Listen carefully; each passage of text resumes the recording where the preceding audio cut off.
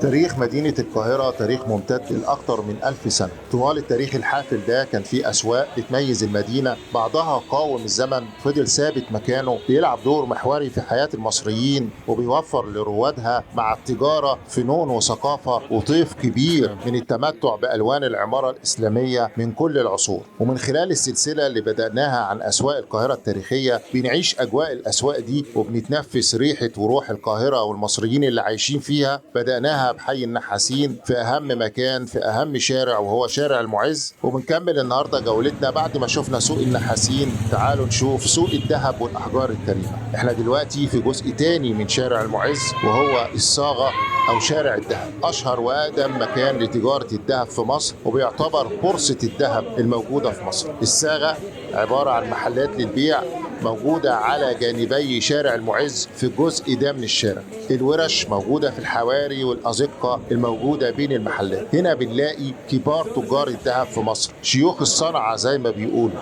والقدم المكان بيعتبر من المعالم الثقافية والتجارية في القاهرة ومن المزارات السياحية فيها. أسعار الذهب في مصر ارتفع بشكل جنوني مع انخفاض سعر العملة وغلاء الأسعار، وده خلى ناس كتير تضطر لبيع الذهب وليس لشراء. المهنة كأغلب المهن في قاهرة المعز بتتوارثها الأجيال، الأب بيورث المهنة لابنه ولحفيده، وأغلب التجار كانوا بيسكنوا في المناطق المحيطة بشارع الذهب زي الحسين والجمالية والمسك. مع ارتفاع الأسعار زي ما قلنا، الجملة اللي بتسمعها طول ما أنت ماشي في حي الصاغة هي عايز تبيع ذهب تبيعي ذهب. فالحال اتغير، ما بقاش زي الأول وما بقاش مقتصر على البيع لكن على الشراء كمان من الناس اللي بتبيع ذهبها. في ناس بقت تكتفي وتجيب شبكة دبلتين وخاتم، ما بقوش يجيبوا شبكة على بعضها زي زمان وزي اللي متعود عليه المصريين.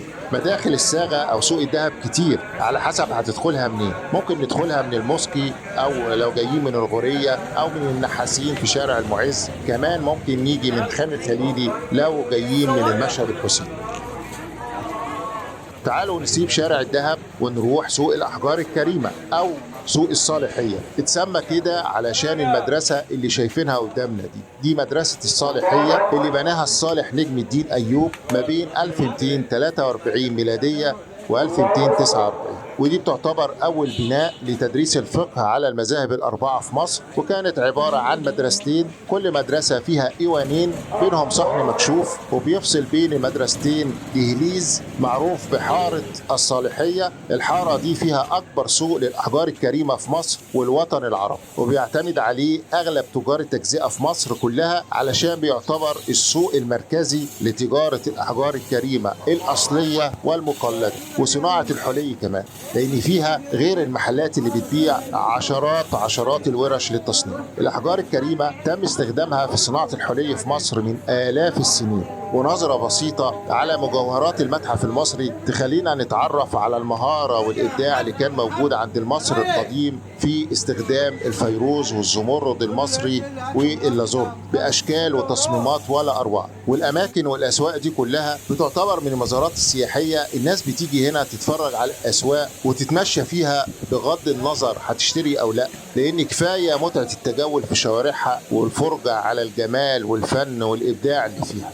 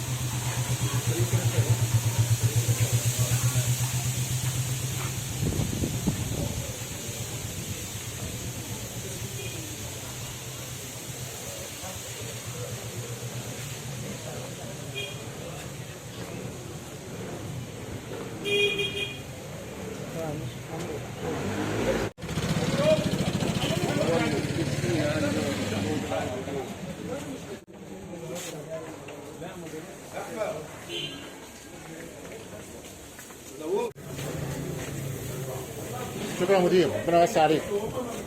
خان الخليلي موجود بين مشهد وجامع الحسين وشارع المعز. المكان أصله تربة الزعفران، تربة الأصل الشرقي الخاص بالخليفة المعز لدين الله الفاطمي. كان مكان الخان هنا قبور الخلفاء الفاطميين، لدرجة إن المعز وهو جاي مصر جاب معاه رفات آبائه وأجداده علشان يدفنها في التربة هنا، تربة الزعفران. فضلت كده لغاية ما جه أمير مملوكي اسمه جهركس الخليلي، وحب يبني لنفسه خان كبير بتمارس فيه كل أنواع التجارة. قعد يدور على مكان مناسب وقرر يبني الخان في مكان قريب من مسجد سلطانه الظاهر برقوق. مسجد سلطان الظاهر برقوق موجود في ميدان بين القصرين في شارع المعز، وكان وجود المقابر عائق بالنسبة له، لأنه معنى أنه يبني الخان هنا معناه أنه هينبش قبورهم. الخليلي كان عنده صديق شيخ اسمه شمس الدين محمد القليجي، شيخ حنفي كان بيعمل بالإفتاء. سأله الرأي الشرعي في نبش القبور اللي موقفة مشروعه الاقتصادي. الشيخ اداله الفتوى اللي هو عايزها، وجهركس خليلي ما كدبش خبر ونبش تربة الزعفران، واستخرج رفات عشرات الرجال والنساء وحطهم على ظهر الحمير ورماهم في مكان اسمه كيمان البرقية، وده كان عبارة عن مقلب زبالة كبير جدا مكانه دلوقتي حديقة الأزهر. ويمكن ده السبب اللي خلى مؤسسة الأغا خان تبني حديقة الأزهر في المكان الموجودة فيه دلوقتي،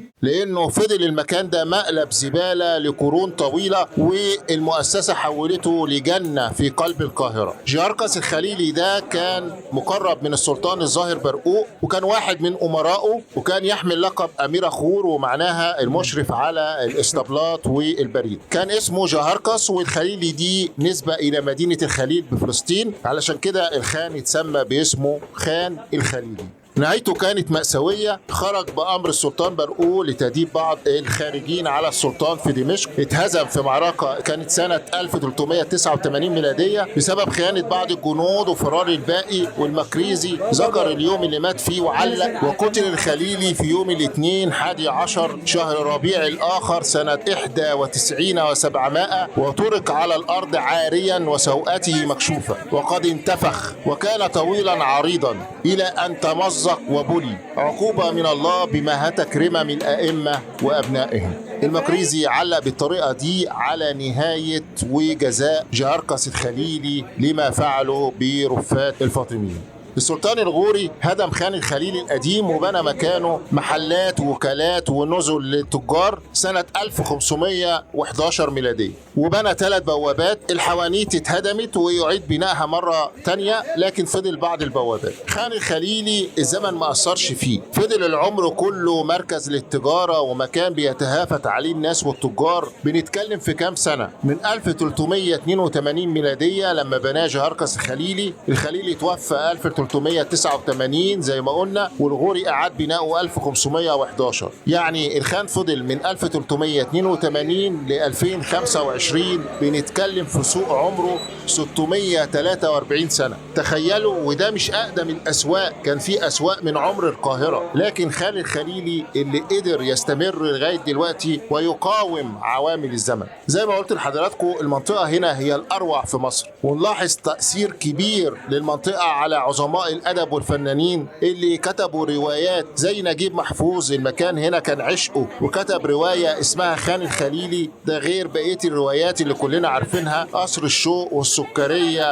وبين القصرين وغيره وغيره، وكلها المكان هنا هو البطل فيها. أماكن تصنيع وبيع الفوانيس في القاهرة التاريخية. وما دام قلنا فوانيس يبقى نروح حالا المقر الرئيسي شارع السد في حي السيدة زينب العريق، واحد من أجمل شوارع المحروسة. من قبل شعبان وبنلاقي شارع السد يتلألأ ويتزين، تحسوا إن بشاير رمضان بتطلع من هنا. من هنا يبدأ الاحتفال والاحتفاء والإعلان عن قرب قدوم الشهر الكريم، إعلان عن البهجة والفرحة وأيام الخير اللي هيعيشها المصريين. شارع السد وشارع تحت الرابطة هما الأماكن اللي بتهاجر منها فوانيس رمضان لكل ربوع مصر، شوارعها وحواريها وفنادقها ومحلاتها. في السيدة زينب عائلات بأكملها هي دي صناعتها وحرفتها من قديم الزمان، صنعة وحرفة بتتوارثها الأجيال. عائلات بعينها بتشتغل طول السنة علشان تشع النور والألوان والبهجة في كل مصر. أضمن ليك السعادة والفرحة بمجرد مرورك من الشارع الجميل ده. أجواء خيالية واستثنائية، احتفالية فولكلورية مصرية بامتياز. أصوات أغاني رمضان وألوان وأنوار الفوانيس، أشكالها وأحجامها سيمفونية بتعزف من قرون طويلة بنفس اللحن ونفس الطريقة في حب رمضان. فرحة الأطفال وسعادة الكبار، بهجة المكان بتشوفها في وجوه الكل. البهجة دي مع روحانيات مسجد السيدة زينب بتلخص لك رمضان في مصر عامل ازاي. شهر البهجة والفرحة والخير والمحبة والتكامل مع الإيمانيات والروحانيات والقرب من الله. سباق في عمل الخير للغير وإدخال الفرحة لقلوب اللي حواليك. هو ده رمضان. هنتفرج على الشارع من أوله لآخره مرة تانية، لكن أنا عايز في الجولة دي أخليكم تتفرجوا على أغلب شوارع القاهرة، وعايز خصوصا حبايبنا اللي بيتفرجوا علينا من خارج مصر والمصريين المغتربين يعيشوا الأجواء اللي أنا متأكد إنهم مفتقدينها وبيحبوها وبيحنوا ليها. وأقصى أمنياتي إن المشاهد دي تفرح قلوبهم. ربنا يفرح قلوبنا جميعا. تعالوا بقى نروح نشوف فرحة تانية وبهجة تانية في شارع تحت الربع في حي الدرب الأحمر، تاني قلعة من قلاع صناعة الفوانيس في مصر. الشوارع في القاهرة ذكريات وتاريخ وآثار، حكايات وذكريات من عمر الناس. وشارع تحت الربع هو الشارع الموازي لسور القاهرة الفاطمي الجنوبي، والممتد من بوابة المتولي أو باب زويلة لميدان باب الخلق عند مديرية أمن القاهرة ومتحف الفن الإسلامي. خلي باب زويلة على يمينك وابدأ جولتك في شارع تحت الربع. الشارع العتيق شارع مليان حرف يدوية وصناعات تراثية، تاريخ طويل من الحرف اليدوية والتراثية، غير صناعة فوانيس رمضان، في ورش لصناعة الشموع، صناعة البراميل الخشب، وصناعة أدوات الشوي، صناعة الأبائيب. موجود في محلات لتجارة المكسرات وتجارة البذور والمبيدات. حاجات كتير إن شاء الله هنخصص حلقة هنتكلم فيها بتوسع عن الشارع وتاريخه. لكن تعالوا نحكي حكاية الفانوس بما إننا في معقل صناعة الفوانيس. الفوانيس الصاج لها أسماء بتشتهر بيها زي أبو شمعة، المخمس، الدلاية، البرد، المقلوب، الشمامة، فاروق، لوتس، وشق بطيخة. شكل الفانوس وحجمه بيحدد سعره، وأرخص الفوانيس هو أبو شمعة لأنه الأصغر حجما. الفوانيس الكبيرة واللي بيوصل ارتفاعها لغاية 2 متر وأكتر بتاخدها الفنادق والمطاعم وبعض الفلل والمنازل والمحلات. بتبدأ صناعة الفانوس بقص الصاج وتخريمه وتزيينه وزخرفته عن طريق استنباط. بعد كده بيقطعوا الإزاز وبيلونوه. الصاج والإزاز بيتقطع بمقاسات معينة على حسب الحجم المطلوب، وبعد كده بيتجمع الصاج باللحام وبيتم تعشيق الإزاز، وفي النهاية بيتم تجميع الكل بالأشكال والأحجام الرائعة اللي احنا شايفينها دي. في مصر ارتباط الفانوس برمضان بيرجع تاريخه لأكثر من 1000 سنة، لليوم اللي خرج فيه سكان المحروسة وأطفالهم. الأطفال شايلين الفوانيس لإضاءة الطريق لاستقبال الخليفة الفاطمي المعز لدين الله، وكان في الأسبوع الأول من رمضان، ومن ساعتها ارتبط الفانوس برمضان. في حكاية تانية لطيفة عن ارتباط الفانوس بأطفال ونساء القاهرة. بترجعنا الحكاية دي لأيام الحاكم بأمر الله اللي قرر عدم خروج النساء طول السنة وسمح ليهم بالخروج بس في شهر رمضان، لكن بشرط إنه يخرج معاهم غلام أو عيل من عيالهم يمسك فانوس ويمشي بيه قدامهم ينور ليهم الطريق، وعلامة للرجالة إن في سيدة ماشية وراهم، وبالتالي الرجالة توسع عليهم الطريق. يعني الأطفال كانوا بيعملوا وظيفتين، ينور ويفتح الطريق لسيدات القاهرة. بيقول لك بعد كده الستات بقت تخرج براحتها عادي، مفيش مشكلة، والأطفال فضلت تلعب وتتجول في شوارع القاهرة بالفوانيس في رمضان. عموما الفوانيس في رمضان كانت بتتعلق قدام البيوت وعلى المساجد عشان تضيء ليالي رمضان وتنير الشوارع والطرقات، وتحولت مع مرور الزمن من وسيلة للإضاءة لقطعة فنية، عادة شعبية بتستخدم للزينة والاحتفال، تعبير عن الفرح والابتهاج بقدوم الشهر الفضيل. تعالوا نسيب تحت الرابع ونروح نشوف شارع السكرية في الغورية وباب زويلة والخيامية.